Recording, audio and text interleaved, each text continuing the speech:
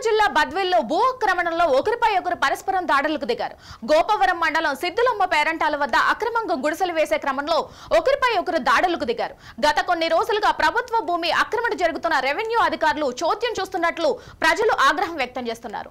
జిల్లా కలెక్టర్ స్పందించి అక్రమాలకు పాల్పడుతున్న వారిపై చర్యలు తీసుకోవాలని డిమాండ్ చేశారు. రెవెన్యూ అధికారుల అండదండలతోనే భూ కబ్జాలు జరుగుతున్నాయని పెద్ద ఎత్తున నిరసన వ్యక్తం చేశారు.